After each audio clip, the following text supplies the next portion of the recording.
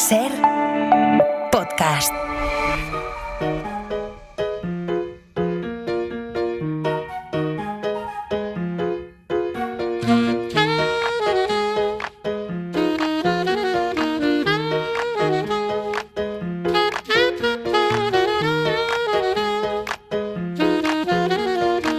Coordenada 25, con Aimar Bretos.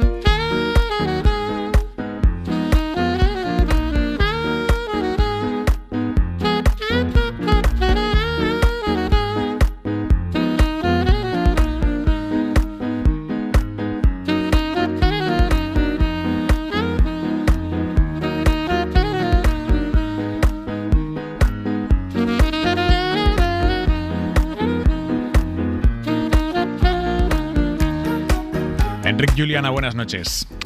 Muy buenas noches. Von der Leyen ha reculado hoy, 2 días después de decir que Europa no puede ser la guardiana del viejo orden mundial, un mundo que ha desaparecido, un mundo basado por las reglas. Y ante las críticas, después de haber dicho eso, hoy Von der Leyen dice que sí, que la Unión Europea siempre defenderá los principios de la Carta de la ONU y el derecho internacional. Vamos a escucharla. La Unión Europea fue fundada como un proyecto de paz. Nuestro compromiso inquebrantable con la búsqueda de la paz, con los principios de la Carta de las Naciones Unidas y el derecho internacional son fundamentales hoy como lo fueron en el momento de nuestra creación y siempre defenderemos estos principios. Las críticas le habían llegado por todas partes, Madrid, París, la propia Bruselas con Antonio Costa, el presidente del Consejo. Europa le ha dicho a Von der Leyen que eche el freno, Enric. Sí, efectivamente, porque sus palabras, sobre todo la elección de determinadas frases, sorprendió mucho y yo creo que golpeó un poco las conciencias europeas. Porque claro, hablar de viejo orden y situar a la Unión Europea confrontada con ese concepto se presta a la confusión y a algo más de la confusión, por una razón.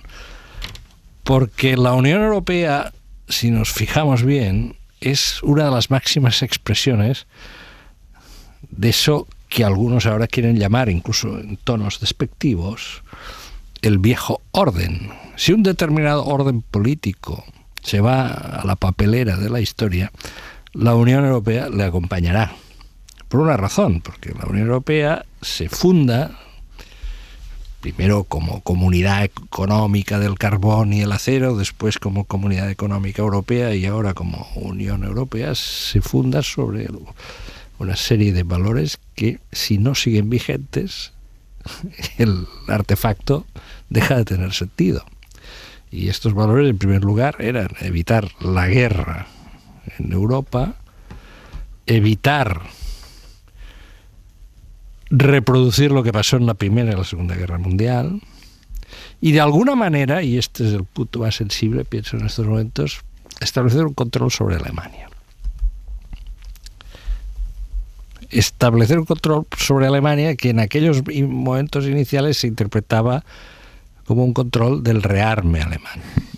La Comunidad del Carbón y el Acero nace para que Francia pueda fiscalizar la producción de acero y de carbón en Alemania. Esto ya es una fase superada y en estos momentos sabemos que Alemania va a proceder al rearme. Por lo tanto, cuando el presidente de la Comisión Europea se refiere a estos asuntos en esos términos, y además cuando la presidenta, en este caso, de la Comisión Europea es de nacionalidad alemana, yo creo que tiene la obligación política, histórica y moral de ser muy cuidadosa en los términos en los que se expresa. Y cuando no lo es, y no lo fue, hace 2 días, pues evidentemente saltan las críticas e incluso las alarmas. Hay otro segundo aspecto de esto, que es la competencia. Es decir, la presidenta de la Comisión Europea tiene la competencia para definir de alguna manera la política exterior. Bueno, esto es discutible. O sea, la política exterior reposa más bien sobre la figura del presidente del Consejo Europeo, en estos momentos Antonio Costa. Y además existe otra figura, el alto o alta representante en estos momentos para la política exterior. Anteriormente Josep Borrell y actualmente la señora Kallas, ex primera ministra de Estonia. La impresión que uno puede tener, no solo de este incidente, sino ya de varios meses para acá, es que von der Leyen quiere jugar un papel muy activo como presidenta de Europa. No es lo mismo el presidente de la Comisión, que es el presidente del Consejo de Comisarios, del Colegio de Comisarios Europeos, el presidente de Europa. Es verdad que... borrando las fronteras, las fronteras competenciales, pues con el presidente del Consejo y con la alta representante para la política exterior. Y ella hace un discurso ante los embajadores que suena ya como a elemento doctrinal, pero claro, es un elemento doctrinal que no representa a todos los países de la Unión, porque varios de ellos han hecho saber que con ese enfoque no están de acuerdo y que pisa otros terrenos. Es un momento delicado, y hoy me hago una pregunta, sinceramente, por la que hoy no tengo respuesta, que es si estas palabras, este enfoque que hizo von der Leyen en su discurso fue del agrado de la Cancillería de Berlín. Ella quiere estar en sintonía con el canciller Merz, no hay ninguna duda, pero no sé si ese es el estilo que en estos momentos le conviene a Alemania. Sí. Además es que hay que perfilar exactamente en qué punto está Merz, porque Merz ha ido haciendo un viaje en estos últimos 12 días. Al principio hay mucha gente viajando en estos momentos. Sí, mucha gente viajando, efectivamente. Estamos en alta mar y hay mucha gente viajando. Al principio chupó rueda de Trump, pero ha empezado a desmarcarse. Efectivamente, y sí, él efectivamente es así. Es así porque la opinión pública de los países pues es la que es y va evolucionando a medida que los acontecimientos se van complicando y que el horizonte se complica. Acabamos de escuchar el programa económico. Está claro, ¿no? O sea, se ha tenido que recurrir ya a una primera medida de urgencia inédita prácticamente en la historia por su volumen, que es movilizar 400 millones de barriles de petróleo de la reserva de la Agencia Internacional de la Energía. Nadie en estos momentos tiene ninguna certeza. Nadie tiene una certeza. Evidentemente las declaraciones diarias del presidente de los Estados Unidos no contribuyen precisamente a crear certezas. No sé por qué lo dice. Y la situación es la que es. Hoy he escuchado, por ejemplo, la primera ministra italiana en el Parlamento italiano y en algún momento no daba crédito porque ha dicho Italia no está en guerra, esta no es nuestra guerra. Condenamos el ataque que acabó con la vida de 165 escolares en Irán, hay que investigar lo que pasó. No sé, dirigiéndose a los diputados de la izquierda en Italia, no sé por qué ustedes aplauden tanto a España, porque nosotros estamos haciendo lo mismo. Lo mismo. Ha dicho lo mismo, con una pequeña salvedad, que Trump ha dicho que hay que afeitar a los españoles y sobre Italia no ha dicho nada, en pequeña salvedad, ¿no? Pero bueno, es indicativo. ¿Qué lectura interna tiene esto, Enrique? Bueno, porque el 22 apoyar a Trump. El 22 de este mes, de marzo, en Italia se celebra un referéndum nacional muy importante políticamente. Es una reforma constitucional que reestructura el Poder Judicial. Son palabras mayores. Reforma de la Constitución de 1948, que se ha de poner a referéndum. Y en estos momentos el resultado de este referéndum no está nada claro. Podría perder el gobierno, que es quien ha impulsado la reforma, y ellos tienen miedo pues que coagule, cristalice el día 22 pues un voto de protesta, y por lo tanto se están alejando todo lo que puedan, no ya de la guerra, esto ya lo hicieron al cabo de 2 días, sino se está alejando aparentemente incluso de la propia figura de Trump, ¿no? Es significativo porque por un azar de la historia, pues seguramente la señora Meloni es la primera gobernante europea que se va a ver con las urnas en medio de este fregado, ¿no? Y esto explica la acentuación de este cambio de posición, pero bueno, ha habido cambio más matizado, más gradual en Francia. Las primeras declaraciones de Macron eran más empáticas con lo que, y al final pues también se ha ido distanciando. Esta es hoy. Y por lo tanto, en este contexto, unas declaraciones de la presidenta de la Comisión Europea apelando no ya al realismo político, sino a una especie de cinismo político, sinceramente, ¿no? Es decir, oye, el mundo ya a partir de ahora es sin reglas y la Unión Europea sálvese quien pueda, ¿no? Ha de trabajar de esta manera. No, es que si es sin reglas, la Unión Europea durará 2 días, de verdad, porque la Unión Europea son reglas, no es otra cosa que reglas. Si este concepto, si esta dinámica, si esta atmósfera se disuelve, la Unión Europea sucumbirá. Hablabas del caso italiano y es verdad, estoy pensando ahora, es curioso, las coordenadas italianas son completamente distintas a las nuestras, porque leímos a Matteo Renzi el otro día apoyando fervientemente a Estados Unidos en su ataque a Irán. Bueno, Matteo Renzi es un personaje particular, muy buen orador parlamentario, por cierto, pero en su historial reciente hay reiteradas visitas al príncipe heredero saudí. Ha dado bastantes conferencias, incluso fíjate cómo funcionan las cosas de aquel país. Tiene sus particularidades, que el gobierno de Meloni y Renzi están a matar. Impulsó una ley para que los expresidentes no puedan cobrar determinados emolumentos de países extranjeros. Le cortaron el grifo. Y yo cuando leí esas declaraciones de Renzi, la primera conclusión que saqué es, mira, Renzi no tiene ganas de incomodar a sus amigos de Riad.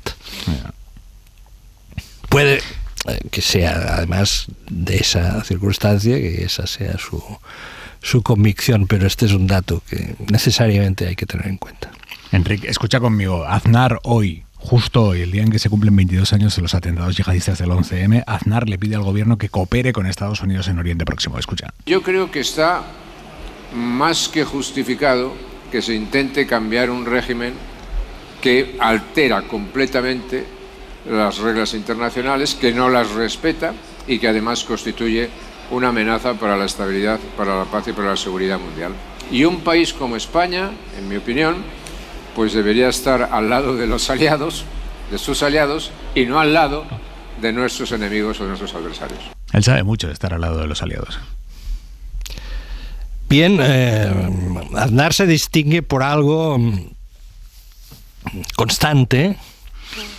Yo creo que uno de sus principios políticos, y añadiría un principio estético también, es el nunca para atrás, nunca ni un paso atrás, nunca matizar lo que has dicho, y menos arrepentirte, menos pedir excusas si te has equivocado.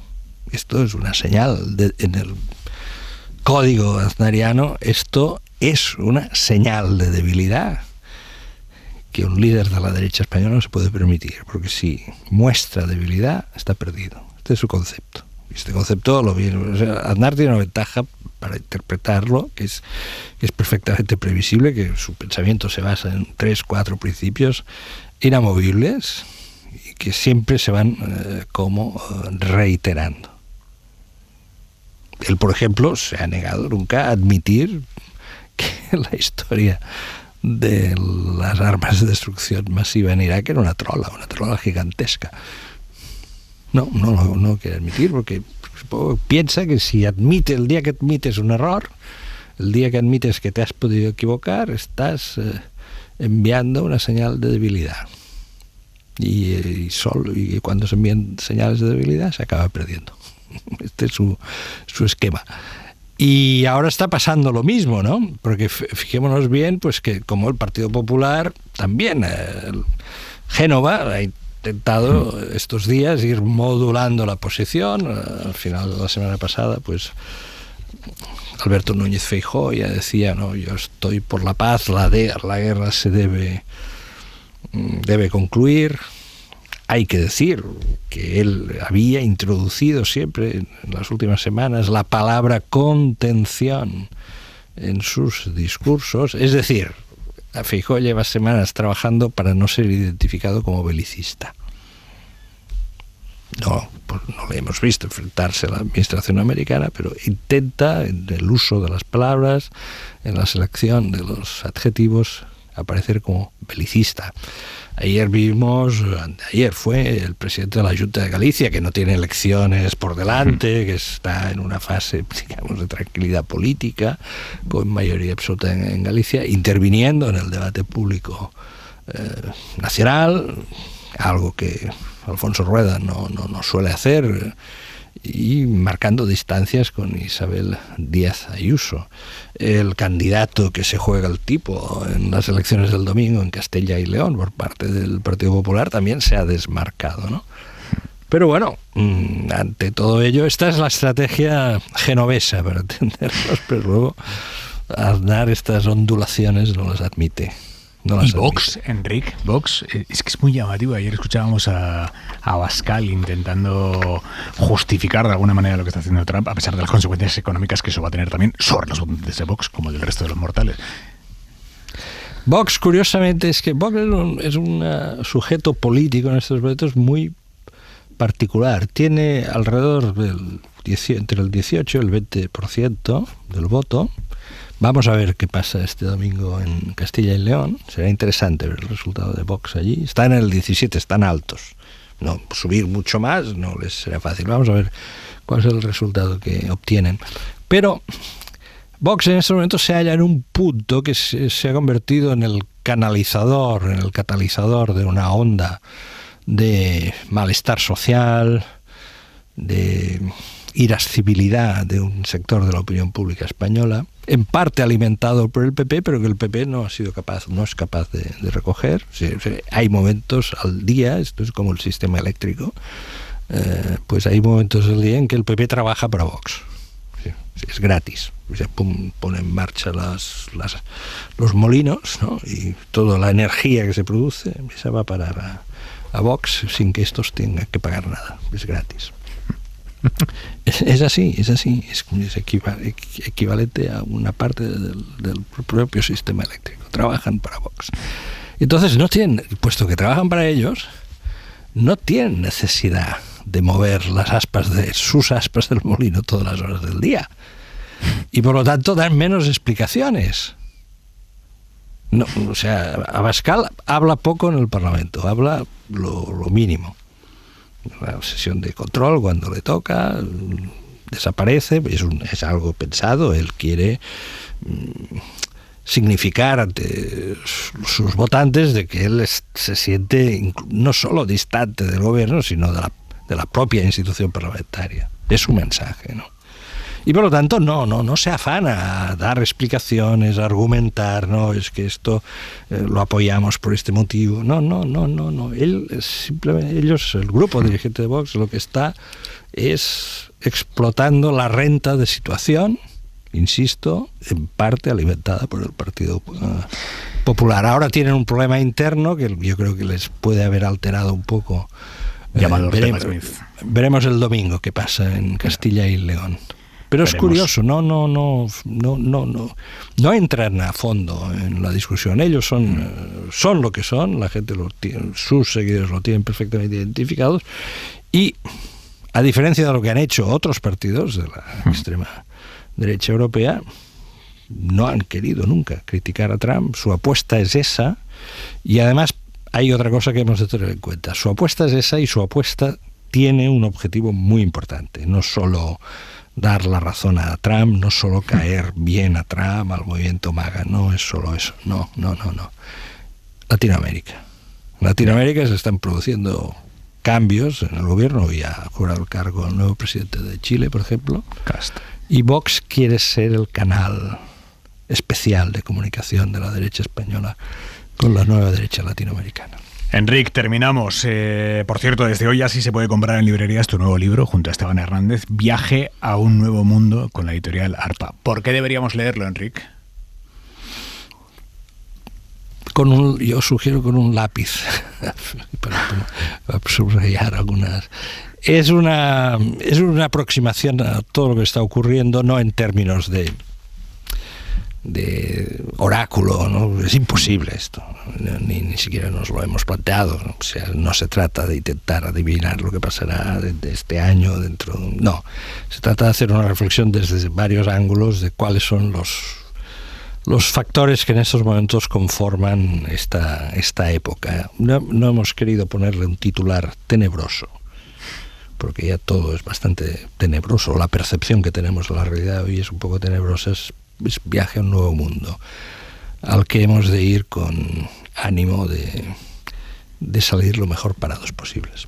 Viaje a un nuevo mundo, editorial ARPA, de Enric Juliana y Esteban Hernández. Enric, mil gracias. Gracias, adiós. Para no perderte ningún episodio, síguenos en la aplicación o la web de la SER, Podium Podcast o tu plataforma de audio favorita.